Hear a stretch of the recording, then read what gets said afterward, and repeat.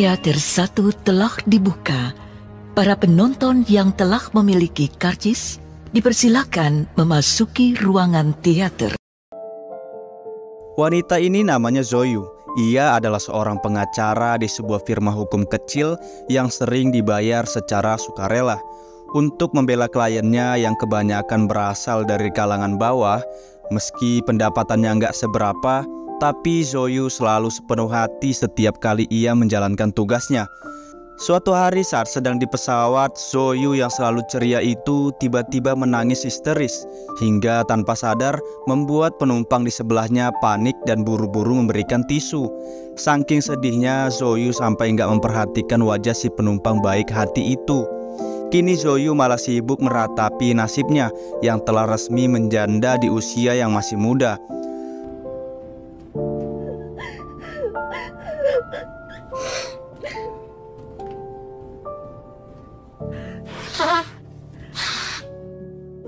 Anehnya setelah pesawat mendarat, Zoyu kembali terlihat ceria, seakan-akan dia amnesia dengan tangisan histerisnya tadi.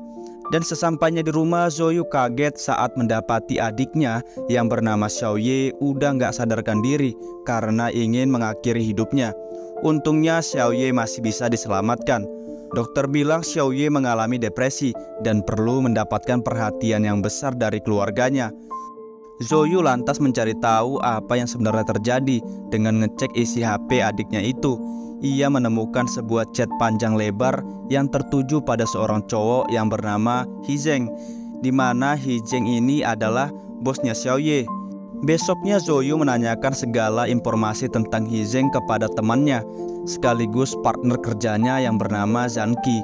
Berdasarkan kabar yang pernah Zanqi dengar, Hizeng adalah seorang anak orang kaya yang saat ini menjadi penerus perusahaan ayahnya, yaitu Zilen Group. Gosipnya lagi, Hizeng ini seorang playboy yang doyan banget mainin hati banyak cewek. Mendengar itu, Zoyu pun yakin kalau Xiaoye baru saja dicampakkan oleh Hizeng. Zoyu kemudian pergi ke kantor adiknya dengan penuh amarah. Dan ternyata Hizeng adalah si penumpang baik hati waktu itu yang ada di pesawat kemarin. Sayangnya Zoyu nggak menyadarinya. Ia malah minta Hizeng bertanggung jawab karena telah mematahkan hati adiknya. Hizeng yang nggak tahu apa-apa hanya bisa menjelaskan kalau ia selama ini hanya berkomunikasi dengan bawahannya cuma lewat email doang. Jadi nggak ada ceritanya Hizeng pernah mau modusin adiknya Zoyu. Dari situ Zoyu pun sadar bahwa Xiaoye lah yang terlalu terobsesi dengan Hizeng. Atas kejadian itu Zoyu akan menyuruh adiknya untuk resign aja dari perusahaan Hizeng. Namun Hizeng nggak mengizinkan karena setiap karyawan yang bekerja dengannya telah terikat kontrak yang nggak bisa berhenti seenaknya saja. Xiaoye yang mengetahui Zoyu pergi ke kantornya pun langsung marah-marah juga. Ia sampai kapanpun gak akan pernah resign dari perusahaan Hizeng, walaupun cintanya gak kesampaian. Setidaknya ia masih bisa melihat Hizeng dari jauh. Meski begitu, Zoyu tetap mencari cara agar Xiaoye bisa keluar dari perusahaan Hizeng. Namun setelah mempelajari kontrak kerjanya, Xiaoye ternyata memang gak bisa resign sebelum kontrak kerjanya habis, karena bisa kena penalti. Di tengah kebingungan itu, Zoyu mendapatkan kabar kalau kliennya yang seorang kuli bangunan sedang mencoba mengakhiri hidupnya juga. Dengan tergesa-gesa, Zoyu pergi menghampiri kuli bangunan itu, di mana si kuli mengancam akan loncat dari atas gedung jika ia nggak mendapatkan uang kompensasinya. Nggak lama kemudian, Hizeng yang selaku atasannya datang sambil membawa uang kompensasinya tersebut. Lalu Hizeng dan Zoyu naik ke puncak gedung, tapi karena Zoyu takut ketinggian, ia pun berjalan jadi tertati-tati. Hizeng yang melihatnya segera membantu Zoyu memberikan uangnya pada si kuli bangunan, hingga akhirnya si kuli bangunan itu nggak jadi mengakhiri hidupnya. 律师，怎么了？上去了！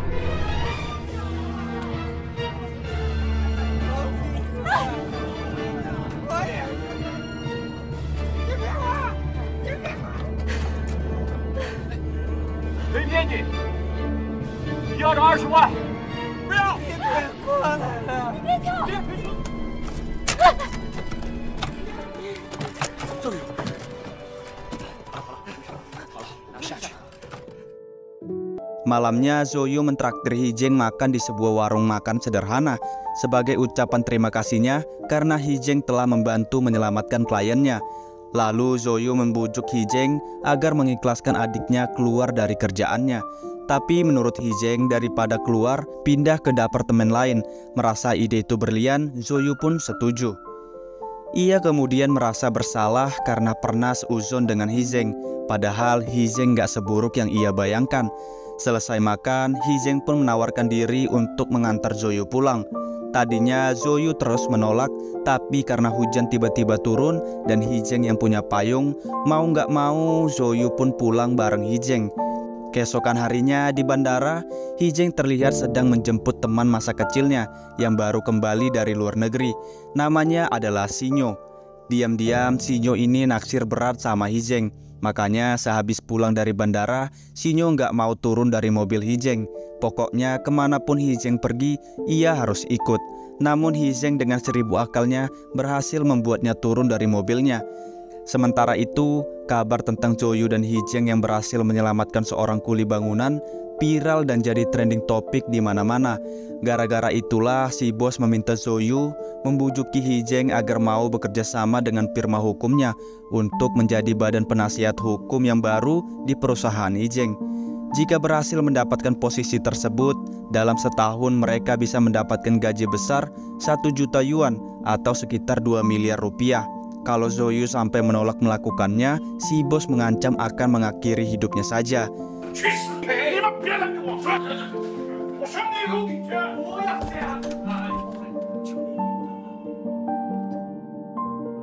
Mau nggak mau, keesokan harinya Zoyu pun mulai mempresentasikan firma hukumnya di depan Hijeng dan para direksi lainnya. Dengan sangat percaya diri, Zoyu menjelaskan kalau firma hukumnya ini sangat terpercaya dalam menjaga rahasia para kliennya dan belum pernah sekalipun kalah dalam kasus apapun. Yang paling penting lagi, mereka selalu berusaha untuk menjadi pendengar yang baik dalam menempatkan posisi di kondisi klien mereka dalam sepenuh hati. Pokoknya, apapun yang terjadi, mereka akan berkomitmen menyelesaikan kasus klien mereka sampai tuntas. Dan sejam kemudian, si bos mendapatkan sebuah telepon yang mengabarkan kalau mereka diterima sebagai badan penasihat hukum yang baru di perusahaan Hijeng. Dan untuk merayakan keberhasilan itu, si bos pun langsung mengajak Zoyu dan karyawan lainnya karaoke sepuasnya. Sepulangnya dari karaoke, Zoyu diminta untuk menemui Hijeng di sebuah kafe. Di sana tanpa basa-basi sedikit pun, Hijeng langsung menyatakan perasaannya pada Zoyu. Ia bilang bahwa dirinya udah jatuh cinta pada Zoyu sejak pandangan pertama. Sontak Zoyu pun kaget. Dengan cepat ia menolak perasaan Hijeng tersebut. Lagian Zoyu sadar diri, seorang janda miskin seperti dirinya sama sekali nggak pantas mendampingi Hijeng yang seorang anak orang kaya. Ia juga nggak pernah memimpikan sebuah kehidupan seperti seorang Cinderella.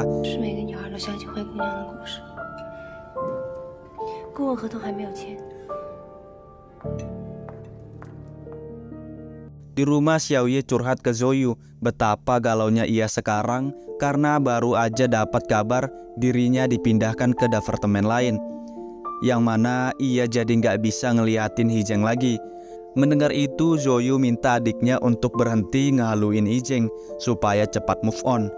Zoyu besoknya memperkenalkan Xiaoye dengan temannya yang bernama Zanqi. Ia berharap Xiaoye bisa segera melupakan Hijeng dan membuka hati untuk orang lain. Setelah itu, Xiaoye kembali ketemuan dengan Hijeng. Zoyu pikir akan membicarakan tentang pekerjaan, namun pikiran Zoyu ternyata salah. Kini Hijeng malah memberitahu Zoyu bahwa dialah orang yang memberikan tisu sewaktu Zoyu menangis di pesawat dulu.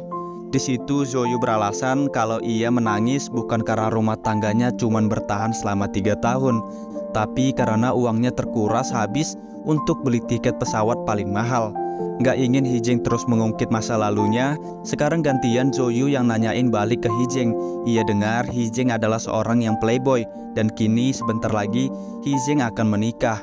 Mendengar itu, Hijeng langsung membantah kalau dirinya bukanlah seorang playboy. Kalaupun sebentar lagi akan menikah, Hijeng pastikan ia akan menikah dengan Zoyu. Ucapan Hijeng tadi langsung terngiang-ngiang di kepala Zoyu. Sampai-sampai saat Xiaoye tanyain odolnya habis, Zoyu hanya mengangguk dengan tatapan kosong seperti orang linglung. Di hari berikutnya, Zoyu telah membulatkan tekadnya untuk menjaga jarak dengan Hizeng. Tapi yang ada, Hizeng malah nekat pergi ke kantor Zoyu. Ia terus meyakinkan Zoyu kalau ucapannya waktu itu enggak main-main. Kalaupun Zoyu enggak mau lagi pacaran, Hizeng siap menikahi Zoyu saat ini juga. Zoyu yang udah enggak tahan lagi dengan semua omongan Hizeng langsung mengusir pria itu dari kantornya. Sialnya, seminggu kemudian, Zoyu yang bertugas sebagai penasihat hukumnya Hizeng harus ikut mendampingi Hizeng melakukan perjalanan bisnis ke luar negeri.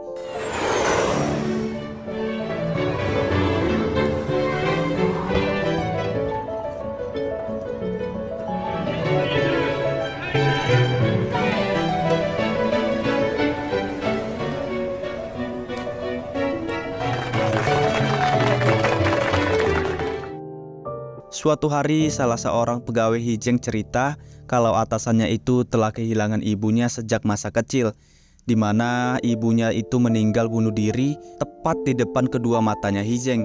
Karena itulah ayah Hizeng memindahkan Hizeng ke Amerika selama 10 tahun lamanya. Dan malamnya Zoyu menghampiri Hizeng yang sedang membakar fotonya untuk memperingati hari kematian ibunya. Akhirnya di atas sana ibunya bisa melihatnya. Hizeng yang sengaja membakar fotonya yang terlihat sedih lantaran begitulah perasaan yang ia rasakan ketika harus kehilangan ibunya. Lagian ia lupa caranya tertawa saat ibunya enggak ada lagi di sisinya. Keesokan paginya Zoyu lagi ngopi. Sekretaris Hizeng cerita tentang kebiasaan Hizeng yang sebelum ke kantor itu selalu ngopi di sebuah kafe yang sama setiap harinya. Padahal jarak kafe itu dengan kantornya membutuhkan waktu sekitar 1,5 jam. Katanya Hizeng melakukan itu agar bisa melihat Zoyu setiap hari, meskipun hanya dari kejauhan. Sekembalinya dari perjalanan bisnis, Zoyu mencoba membuktikan omongan sekretaris Hizeng itu dengan berjalan ke arah kafe yang memang biasa dilewati untuk menuju kantornya. Dan benar aja di sana sudah ada Hizeng yang sedang memperhatikannya. Ia pun segera mendatangi Hizeng dan seketika hatinya luluh dengan ketulusan pria tersebut. Hizeng yang menyadarinya pun mulai memberitahu Zoyu bahwa seminggu ke depan ia akan kembali keluar untuk urusan bisnis. Hizeng berharap Zoyu bisa menunggunya agar setelah itu mereka bisa pergi kencan bersama-sama. Dan sejak hari itu, hari demi hari pun Zoyu lewati dengan perasaan enggak sabar menanti kepulangan Hizeng. Dan akhirnya Hizeng pun mengabari kalau besok ia akan pulang. Tapi sayang, besok Zoyu mendadak harus pergi ke Beijing karena ada pekerjaan yang harus ia selesaikan. Besoknya waktu Zoyu sedang boarding, tiba-tiba Hizeng muncul dan langsung memeluk Zoyu.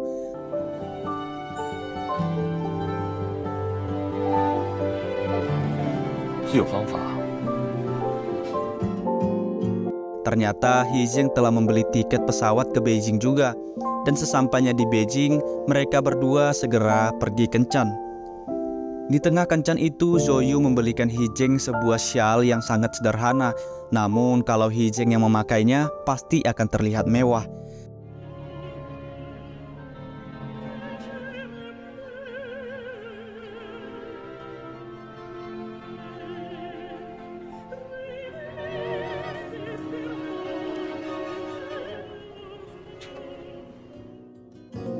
Dan enggak lama setelah mereka kencan, Hizeng harus pulang duluan.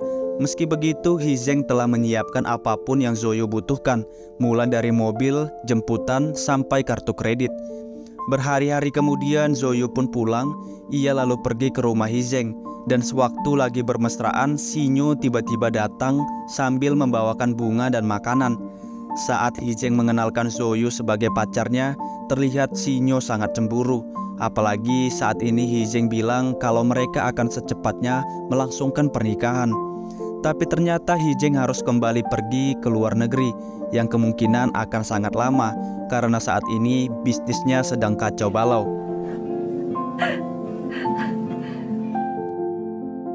Suatu hari Zoyu nggak sengaja berpapasan dengan ayah Hizeng. Dan tanpa basa-basi, ayah Hizeng meminta Zoyu mulai sekarang untuk menjauhi anaknya. Bagaimanapun juga Zoyu yang seorang janda miskin enggak akan pernah pantas untuk jadi pendampingnya Hizeng. Dan ketika Zoyu akhirnya kembali bertemu dengan Hizeng lagi, ia pun hanya bisa menangis tanpa pernah menceritakan apa yang terjadi sebenarnya. Hizeng yang melihatnya pun langsung memberikan tisu. Dan akhirnya Hizeng pun mengerti arti dibalik tangisan Zoyu tadi. Sahabat ayahnya tiba-tiba menelpon ayah Sinyo untuk mengatakan kalau mereka sebentar lagi akan jadi besan. Sebenarnya ayahnya terpaksa melakukan itu demi menyelamatkan bisnis yang hampir bangkrut itu. Di sisi lain terlihat Sinyo sedang menemui Zoyu. Ia memberitahu Zoyu bahwa sebentar lagi dirinya dan Hizeng akan menikah, yang sebenarnya itu adalah pernikahan kontrak demi menyelamatkan bisnis keluarga Hizeng. Dan untuk itulah Sinyo meminta Zoyu untuk berbesar hati mengikhlaskan Hizeng hidup bersamanya. Bagi Zoyu, kabar barusan terasa seperti mimpi buruk. Ia saat ini benar-benar merasa sangat terpukul. Meskipun Hizeng terus meyakinkan kalau dia nggak akan kemana-mana, kalau ia akan selalu bersama dengannya. Tapi Zoyu sadar kalau hubungan mereka sampai kapanpun nggak akan pernah bisa bersatu.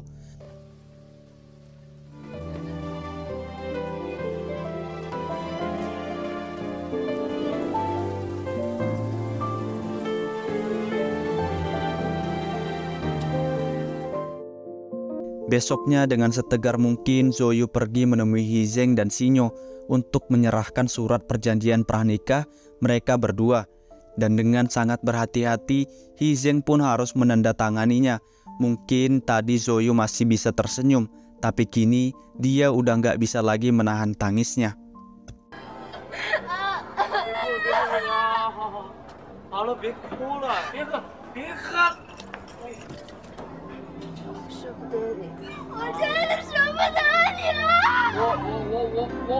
我每次你这穷光蛋！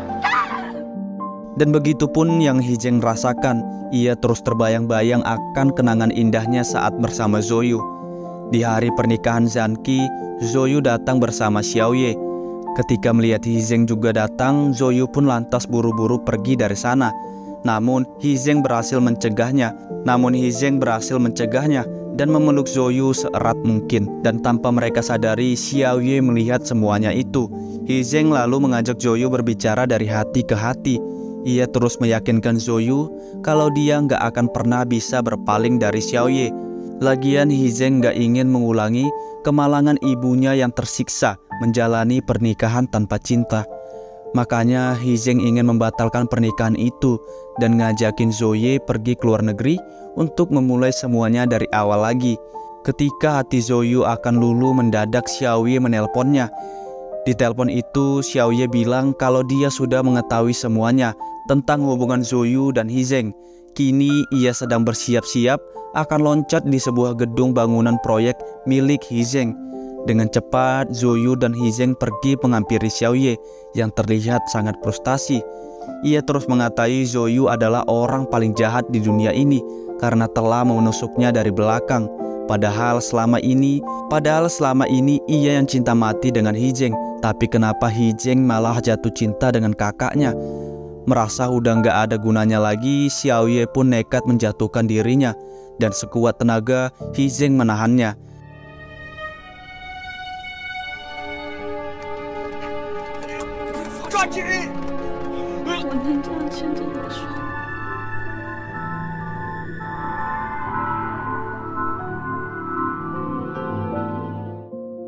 Namun untungnya Xiaoye selamat karena di bawah sudah ada tim pemadam kebakaran dan medis yang menunggunya. Atas kejadian itu Hizeng dan Zoyu pun memutuskan untuk berpisah, di mana untuk saat ini Hizeng akan tinggal dan menetap di Hong Kong. Sementara itu Zoyu tetap berada di Cina. Ia kemudian dikejutkan dengan sebuah jembatan penyeberangan yang dinamakan The Rain Bridge, yang mana jembatan itu ternyata dibuat oleh Hizeng untuk mengenang pertemuan pertamanya dengan Zoyu. Saat di pesawat dulu, di sisi lain Hizeng berusaha sekuat hati mungkin untuk melupakan Zoyu. Tapi saat nggak sengaja melihat sial pemberian Zoyu dulu, Hizeng malah jadi nggak berdaya. Kini Hizeng hanya bisa mengingat kenangan mereka. Meskipun hubungan mereka nggak berakhir bahagia, tapi kenangan saat mereka bersama akan selalu abadi di hatinya sepanjang waktu.